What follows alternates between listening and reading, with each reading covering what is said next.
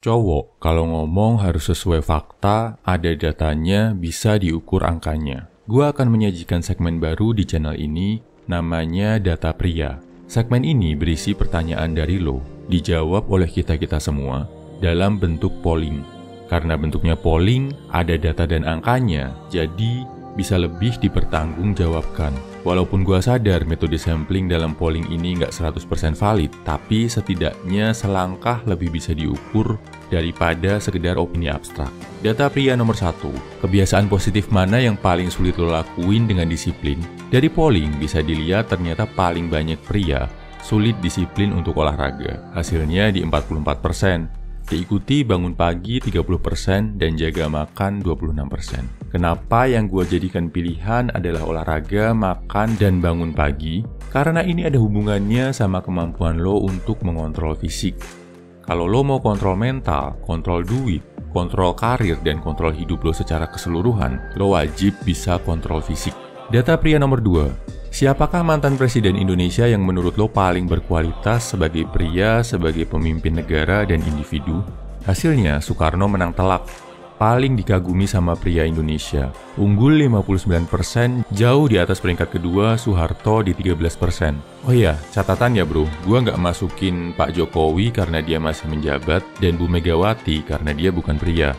Bukannya anti wanita, tapi kebetulan maksimal polling adalah 5 pilihan. Jadi gue ambil tema mantan presiden pria supaya jumlahnya sesuai. Tapi kalau lo pikir Megawati adalah mantan presiden terbaik, boleh juga kok komentar di pollingnya. Data pria nomor 3, ini lebih seru. Apakah lo masih menjalin kontak sama mantan bro? Hasilnya menarik. 44% dari lo ternyata udah nggak kontakan lagi. Cuma 25% yang masih kontakan sama mantan.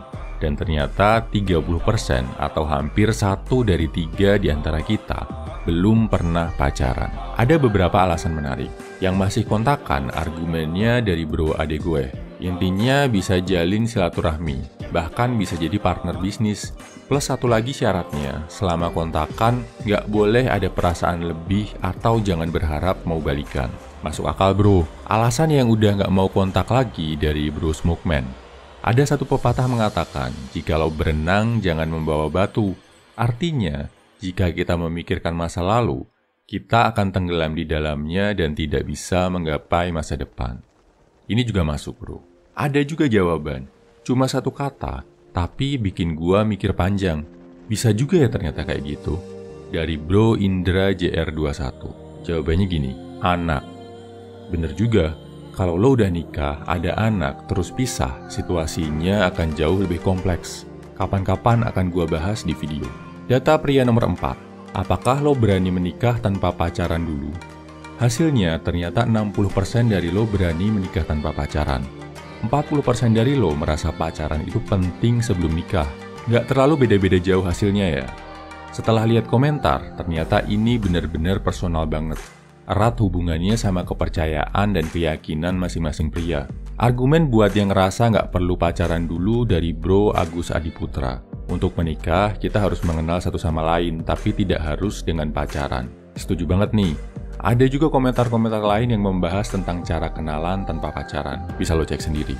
Untuk argumen pro pacaran, datang dari Bro Today Indra. Intinya dia bilang, pacaran itu gunanya untuk menentukan hubungan ke depan, belajar menyelesaikan konflik bareng-bareng, dan buat lebih tahu sifat asli calon pasangan lo. Tujuannya biar nggak cerai setelah menikah. Nice argument.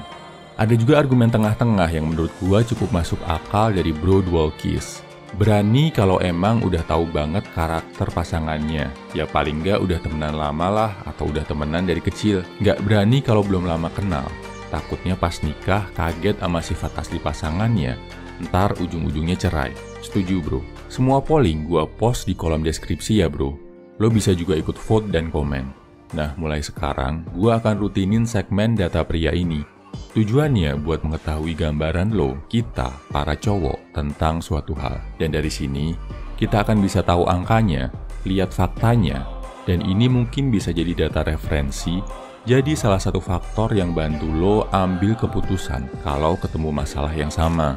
Gua akan post polling seputar pria lebih sering lagi. Silahkan beri komentar kalau lo punya pertanyaan yang mau dijadikan polling. Kalau oke, akan gua publish dan lempar ke publik. Semangat!